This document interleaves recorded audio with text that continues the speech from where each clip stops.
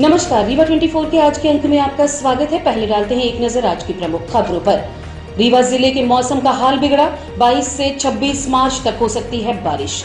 मामूली विवाद में युवक को मारा चाकू, 5 हमलावर गिरफ्तार। केंद्रीय जेल रीवा को मिला ISO प्रमाण पत्र और डॉक्टर मनोज इंदुलकर को एक बार फिर मिली श्याम शाह मेडिकल कॉलेज के डीन की जिम्मेदारी। इन खबरों को आगे हम विस्तार से देखेंगे। अचानक आए मौसम के परिवर्तन से किसानों की फसलों में काफी नुकसान होने की संभावना है। कृषि विभाग की माने तो ये बारिश 26 मार्च तक बनी रहेगी। 19 मार्च से अचानक हुई बारिश आने वाले 26 तारीख तक लगातार बनी रहने की संभावना है, जिससे फसलों को काफी नुकसान हो सकता है।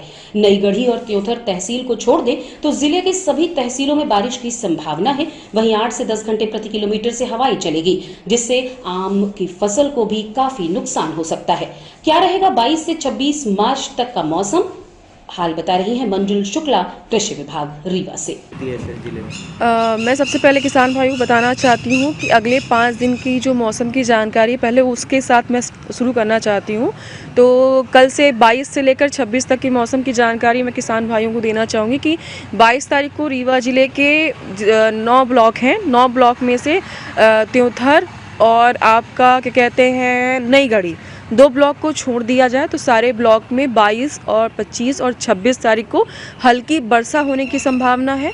हवाएं जो हैं आपके यहाँ पे 8 से 10 किलोमीटर प्रति घंटे की रफ्तार से चलने की संभावना, वो भी आपका जो है 23, 25 और 26 को थोड़ा तेज़ हवाएं चलेंगी। बाकी बारिश बहुत ज़्यादा नहीं है आपके यहाँ पे। तो 5 दिन का मौसम ऐसा रहने वाला है आपके यहाँ, बादल क्लाउड का मतलब बादल थोड़े छाए रहेंगे। और दूसरी चीज़ ये है कि अगर आपकी फसल कट चुकी है, खेत में पड़ी है, तो उसको आप कहीं सुरक्षित जगह में रख लें ताकि आपकी जो कटी फसल है उसको कोई नुकसान नहीं होना चाहिए। और वैसे तो अभी जितने भी किसान भाई हैं उनकी सरसों की, चना की, मसूर की फसल कट चुकी होगी। फिलहाल जिसकी फसल नहीं कटी हुई है, अगर मान लीजिए ओला वैसे पड़ने की संभावना नहीं है, अगर थोड़ी बहुत भी ओला पड़ती है तो उससे बहुत ज़्यादा दिक्कत नहीं होगी, लेकिन कंटिन्यू अगर पड़ रहा है तो थोड़ा बहुत फसल में दिक्कत समझ में आएगी।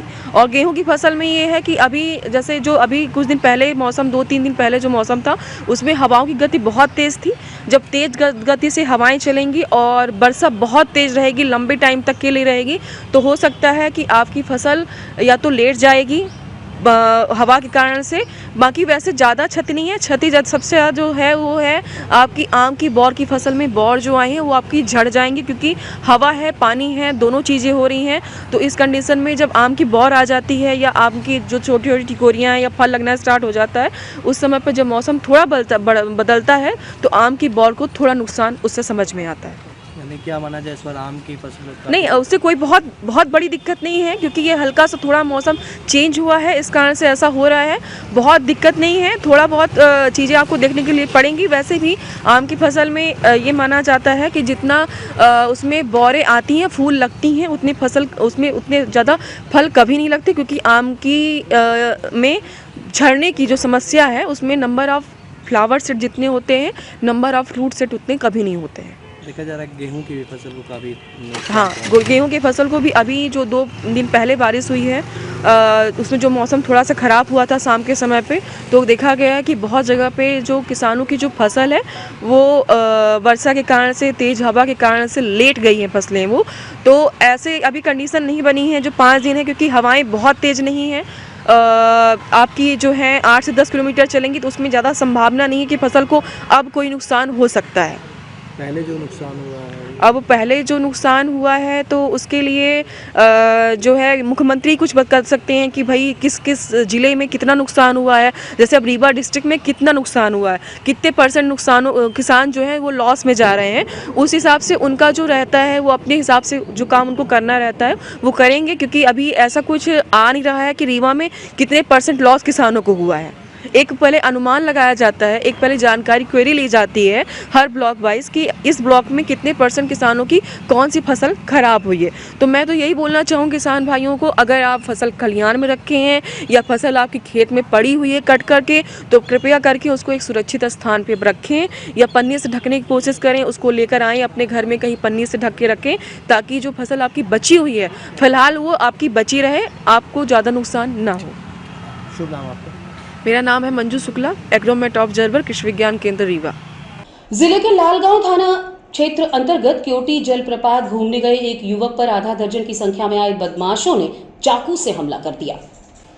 घटना जिले के लालगांव चौकी अंतर्गत क्योटी जलप्रपात की है, जहां मृतक मोहित साहू अपने एक मित्र के साथ जलप्रपात घूमने गया था।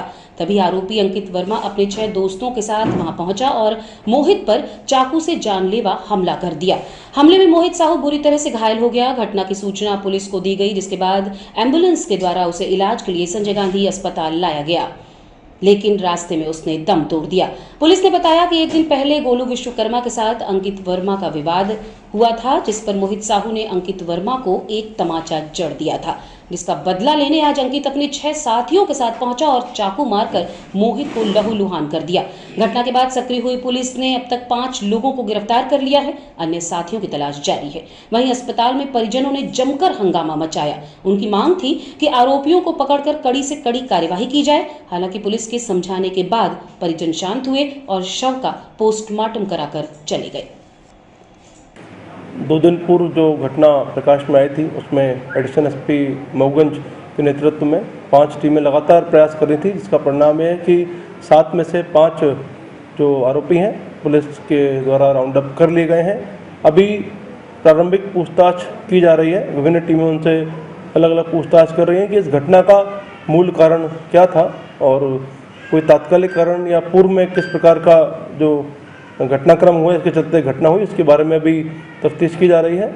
और साथ ही साथ अभी हमारा प्रयास है कि अन्य शेष जो 2 आरोपी हैं उनको भी हम अतिशीघ्र हमारी टीमें राउंड अप कर लें और एक बार सभी आरोपियों से पूछताछ के पश्चात जो भी रीज़न आएगा हम उसको आपको शेयर भी करेंगे। कुछ वीडियो वायरल हो रहे हैं सोशल मीडिया पर। हम आप सभी के चैनल के माध्यम से पहले तो उन लोगों का धन्यवाद देना चाहते हैं जिन्होंने मैटर की संवेदनशीलता, गंभीरता को समझा और इस प्रकार किसी वीडियो को आगे फॉरवर्ड नहीं किया, क्योंकि इस प्रकार की किसी वीडियो से समाज में कोई सकारात्मक संदेश नहीं जाता। और इसके बाद भी हमने देखा कुछ लोगों ने इसको आगे फॉरवर्ड किया है, तो अभी हम परीक्षण कर रहे हैं और जिन लोगों ने इसको हटा लिया उनको धन्यवाद और जो लोगों ने फॉरवर्ड नहीं किया उनको भी धन्यवाद। और जो लोग इस पर अनावश्यक इसका दुष्प्रचार कर रहे हैं, हम लोग एक बार परीक्षण करके उसके विषय में विचार कर रहे हैं। इसकी हत्या जो हुई है ये अपराधी भी है। हाँ जी, दुष्कर्म का मामला था उसके ऊपर। हाँ, जो मृतक हैं उनके विरुद्ध पूर्व में एक घटनाक्रम में एक अपराध पंजीबद्ध हुआ था जिसमें उनकी गिरफ्तारी हुई थी और जेल गए थे। वो अभी दूसरे थाने का मामला है, मनगांव थाने का मामला। सोशल मीडिया में दुष्प्रचार कर रहे हैं, उनके खिलाफ कैसी कार्रवाई की जाएगी? जैसा कि मैंने आपको बताया कि हम लोगों ने पूर्व में भी इसके लिए प्रयास किए थे और सेक्शन 144 के तहत जिला कलेक्टर रीवा द्वारा आदेश भी पारित किया गया है। तो हम पुनः एक बार अपील करते हैं कि कृपया करके इसमें हमारा सहयोग करें और हमारी जो भी पुलिस कार्रवाई है उसमें आपका जो भी सहयोग रहेगा उसके धन्यवाद। अगर कोई लोग इसमें ऐसा प्रयास करते हैं कि किसी प्रकार का माहौल खराब करने का या दुष्प्रचार का प्रयास करते हैं तो हम लोग उस विषय में गंभीरता से विचार कर रहे हैं। रीवा केंद्रीय जेल रीवा को मिला ISO का प्रमाण पत्र।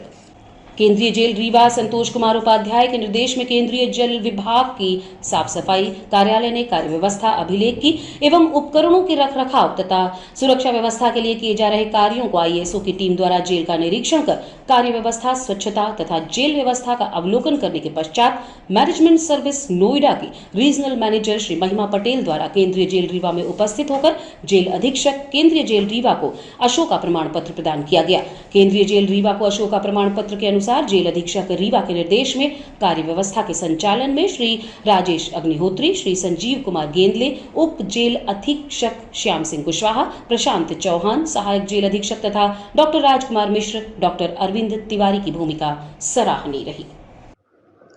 देखिए, शासन जो जेलों को सुविधाएं उपलब्ध कराती है उसी के तारतम्य में केंद्रीय जेल रीवा में जो बेहतर प्रबंधन है, बेहतर अनुशासन है, बेहतर साफ सफाई है, बेहतर मैनेजमेंट है, कैदियों का अनुशासन है, स्टाफ का अनुशासन है, यहाँ की रख रखाव व्यवस्था है, सुरक्षा व्यवस्था है एवं अन्य जो ISO के मानदंड हैं उनके आधार पर केंद्रीय जेल रीवा को उन्हीं मानदंडों के आधार पर खरा पाया गया है।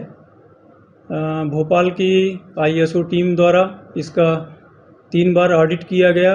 3 बार ऑडिट करने के बाद केंद्रीय जेल रीवा को उनके जो निर्धारित मानदंड हैं उनके आधार पर इस संस्था को खरा पाया गया है।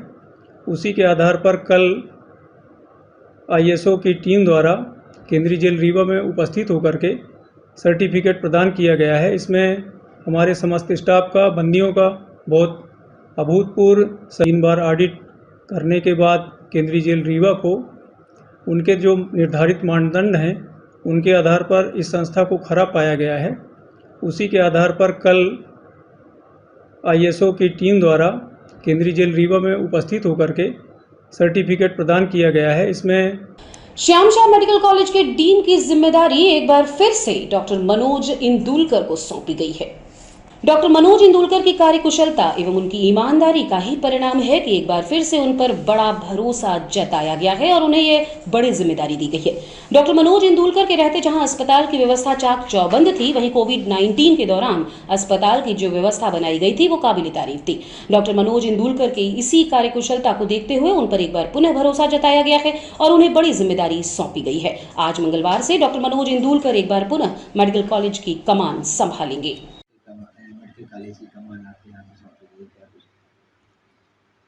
हाँ, पुनः जो है मुझे शासन ने जो निर्देश दिए हैं उसको पालन करते हुए आज ज्वाइन करने जा रहा हूँ मैं।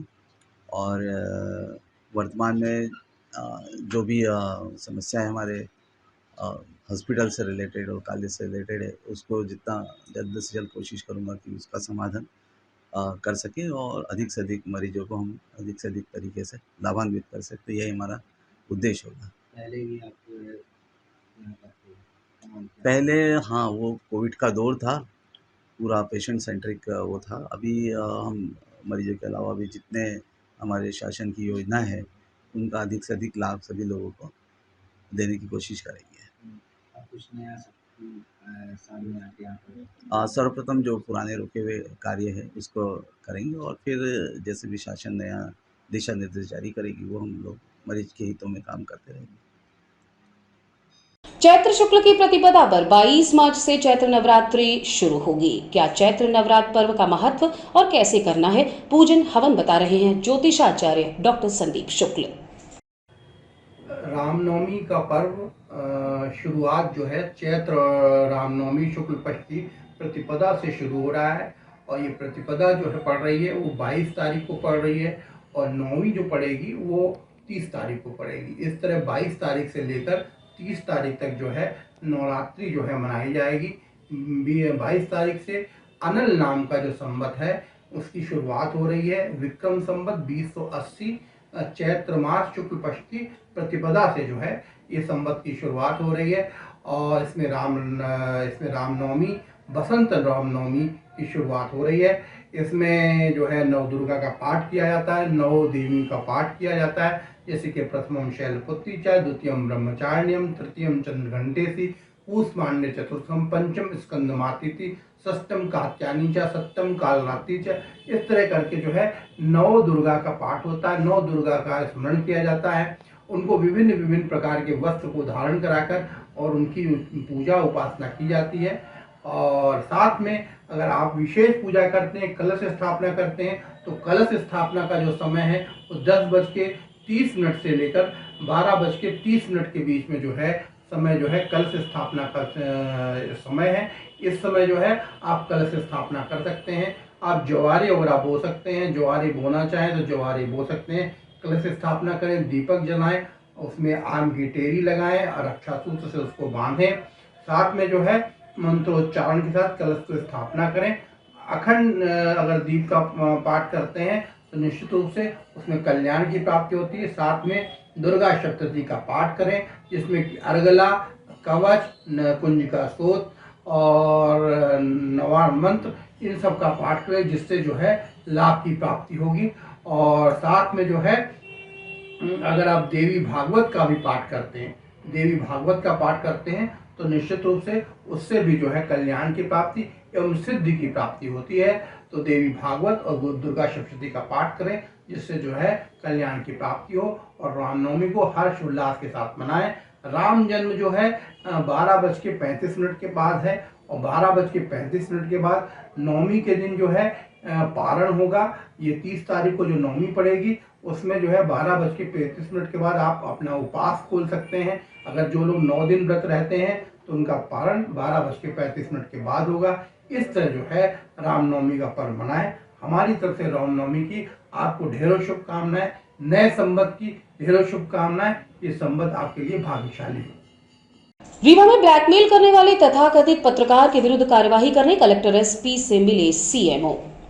सीएमओ सिरमौर ने बताया कि उनके मोबाइल में घर के बच्चों द्वारा स्टेटस में गलत पोस्ट कर दी गई थी। स्टेटस को देख भोपाल में बैठे तथाकथित पत्रकारों द्वारा सीएमओ को खबर प्रकाशित करने की धमकी देने लगे, जबकि सीएमओ द्वारा पोस्ट को डिलीट कर सभी से माफी मांगी गई।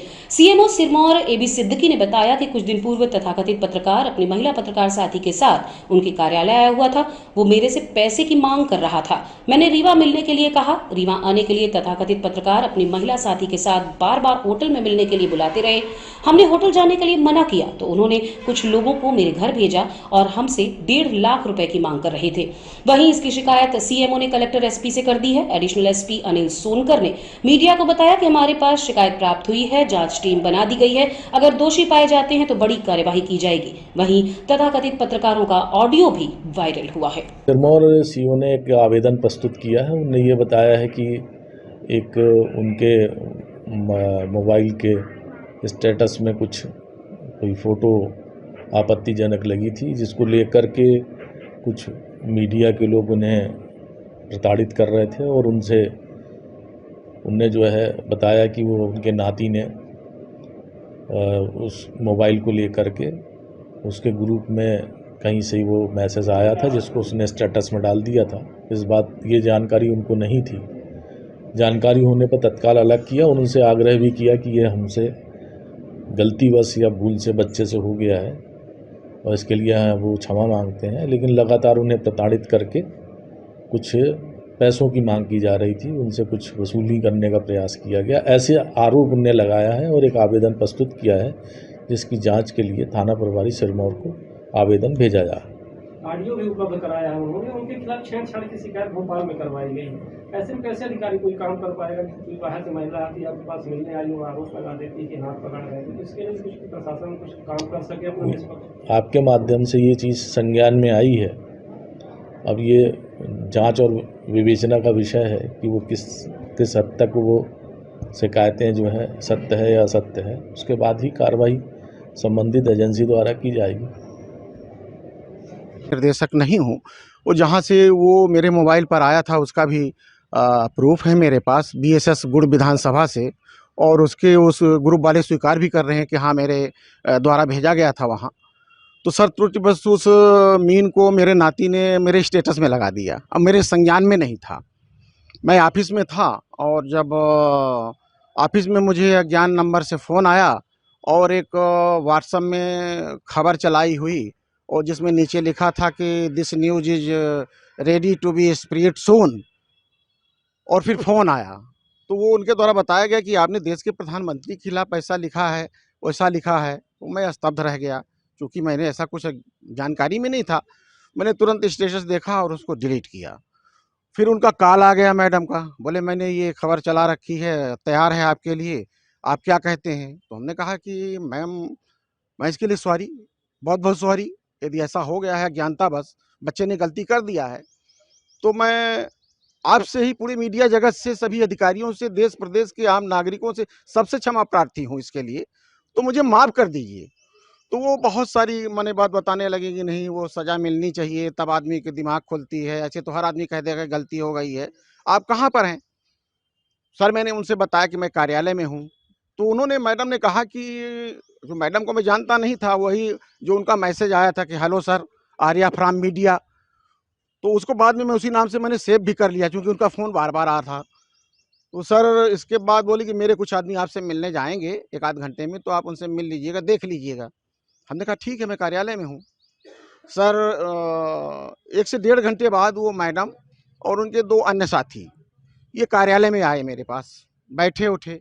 तो जो उनके 2 अन्य साथियों में से एक साथी को, उनको मैं अभिषेक द्विवेदी को पहचानता था और मेरा कोई संबंध नहीं था सर, पर उनको जानता था, चूँकि अभिषेक द्विवेदी पूर्व में नगर परिषद गुड़ के सीएमओ संजय सिंह और उनके बाबू दिनेश सिंह के विरुद्ध टेपिंग कार्रवाई करवाया था, तब से वो चर्चा में थे। तो मैं उनको पहचानता था। आए, बैठे उठे, फिर वही बातें उन्होंने शुरू किया। तो मैं वहाँ पर भी उन लोगों से माफ़ी मांगा, निवेदन किया, जो दूरभाष भी कर चुका था, पर उनका ये कहना था कि नहीं, इसके लिए कुछ करना पड़ेगा, हमारे हाथ से निकल जाएगा और ये भोपाल तक बात पहुँच गई है, आप कब तक रीवा आएंगे? तो मैंने कहा रीवा अब हम देर शाम तक आ पाएंगे, अभी तो हम शासकीय काम में व्यस्त हैं। तो सर ये उनका नाटक चलता रहा और इसके बाद देर रात तक चलता रहा, धमकी भरा कि मैं यहाँ इस होटल में रुकी हूँ, आ जाइए, या होटल में अब चेकआउट कर रही हूँ, रेलवे स्टेशन में आइए। वैसे की बात कर रहे थे तो ऑडियो वायरल हो जिसको हम लोग जी हाँ जी सर, पैसा मांग कर रहे थे और कुछ दिया भी था क्या खर्चा? सर नहीं सर, खर्चा पानी तो मैंने नहीं दिया, पर उनका दबाव मेरे ऊपर खर्चा पानी के लिए ही था और मैं बार बार पूछ रहा था कि कितना देना है, कितना देना है। तो वो हमको बुला रहे थे कि आप यहीं पे आ जाइए। तो हमने कहा बताएंगे तो हम आ करके क्या ले करके आएंगे, जब आप बताएंगे तब तो ले करके आएंगे। तो उनका ये कहना था कि अच्छा ठीक है, मेरा एक कोई राकेश श्रीवास्तव जाएगा, वो आपको बता देगा। तो सर बाद में वो एक ढट्ठी उट्ठी बांधे, मैं उनको राकेश श्रीवास्तव पहचानता तो नहीं हूँ, वो आए मेरे पास। तो मैंने पूछा जी बताएं, तो उन्होंने कहा कि मैडम ने भेजा है और अभिषेक द्विवेदी ने। हमने कहा अच्छा बताएं क्या है, कितना मांगा है उन्होंने? तो उन्होंने कहा कि मैडम और अभिषेक द्विवेदी ने 1.5 लाख रुपए मांग किया है उस खबर को दबाने के लिए। तो मैंने उनसे क्षमा प्रार्थी हुआ और मैंने कहा कि मैं नहीं दे पाऊंगा, ठीक है, मुझे फांसी होगी, सजा होगी, जो भी होगा भुगत लूंगा, गलती किया हूँ, देश प्रदेश उसकी जांच पड़ताल होगी, अधिकारी जांच करेंगे, मीडिया जांच करेगी और मैं आपके भी माध्यम से एक बार पुनः उनसे माफी मांग रहा हूँ, मुझे परेशान न किया जाए, ब्लैकमेल न किया जाए। आपके ऊपर छेड़छाड़ का आरोप लगाया है कि जब जी वो और रुकेंगे एक छोटे से विराम के लिए, बने रहिए रीवा 24 न्यूज के साथ। हड्डी जोड़ एवं रीढ़ रोग तथा स्त्री रोग एवं प्रसूति रोग का इलाज एक ही छत के नीचे। विघ्नहर्ता hospital and trauma centre, hotel landmark के पास, रतहरा, रीवा। डॉक्टर संतोष सोनी, पूर्व चिकित्सक, बॉम्बे हॉस्पिटल, मुंबई। हड्डी जोड़ एवं रीढ़ रोग विशेषज्ञ, छोटे चीरे एवं दूरबीन विधि द्वारा हाथ तथा पैर की हड्डियों का ऑपरेशन। गठियाबात, जटिल एवं बिगड़े हुए फ्रैक्चर का बेहतर इलाज करते हैं डॉक्टर संतोष सोनी। विघ्नहर्ता हॉस्पिटल ट्रॉमा सेंटर में ही स्त्री एवं प्रसूत रोग विशेषज्ञ डॉक्टर शैलजा सोनी भी उपलब्ध हैं, जिनकी देखरेख में नॉर्मल डिलीवरी, सिजेरियन ऑपरेशन एवं बच्चेदानी से संबंधित ऑपरेशन की बेहतर सुविधा। संतानहीन दंपत्ति तत्काल संपर्क करें। विघ्नहर्ता hospital and trauma centre, hotel landmark के पास, रतहरा, रीवा। सुविधाजनक एवं सफल इलाज हेतु आज ही संपर्क करें। विघ्नहर्ता hospital and trauma centre, hotel landmark के पास, रतहरा, रीवा। मोबाइल नंबर 7828781983 अथवा 8462956774 पर। आजादी के अमृत महोत्सव अंतर्गत रीवा रंग महोत्सव 2023 का आयोजन प्रयास रंग समूह रीवा द्वारा कृष्णा राज कपूर ऑडिटोरियम में किया जा रहा है। सोमवार की शाम रीवा रंग महोत्सव की विधिवत शुरुआत दीप प्रज्वलन के साथ हुई। आयोजन में अतिथि के रूप में दिनेश खन्ना, निदेशक भारतेंदु नाट्य अकादमी, अखंड प्रताप सिंह, डॉक्टर दीपक अग्रवाल, डॉक्टर आनंद सिंह, अजय जोतवानी, अध्यक्ष रामवन समिति, श्री कृष्ण महेश्वरी, विभू सूरी, परमजीत डंग, डॉक्टर ज्योति सिंह सहित गणमान्य नागरिक उपस्थित रहे। रीवा रंग महोत्सव के प्रथम दिवस नाटक फंदी की प्रस्तुति हुई। शंकर शेष लिखित नाटक फंदी का निर्देशन जीशान खान ने किया। ये प्रस्तुति act and act theatre group की रही। अपनी पारिवारिक समस्याओं के बीच जीवन की दुविधा में फंसा हुआ फंदी नामक चरित्र अभिनय के दौरान जय सिंह ने यादगार अभिनय किया। इनके साथ निर्देशक जीशान खान भी वकील की भूमिका में मंच पर प्रभावी दिखे। मंच पर प्रकाश व्यवस्था शैलेंद्र द्विवेदी की रही और संगीत संचालन कुलदीप का रहा। मंचन के दौरान वरिष्ठ रंगकर्मी सुमन सिंह ने अपने 2 मिनट के अभिनय से दर्शकों का दिल जीत लिया, जिसमें वो फंदी के पिता बने हुए थे। 20 से 24 मार्च 2023 तक होने वाले 5 दिवसीय महोत्सव में देश भर के कलाकार शामिल हो रहे हैं। आइए देखते हैं नाटक के कुछ अंश। जिस तरह तुम बेगुनाह हो, उसी तरह मैं भी बेगुनाह हूं। सोचने से क्या होगा वकील साहब? इस बात की परवाह नहीं करता कि लोग आपके बारे में क्या सोचते हैं। आज की खबरों में बस इतना ही। नई खबरों के साथ कल होंगे पुनः उपस्थित। अब दीजिए इजाजत। नमस्कार।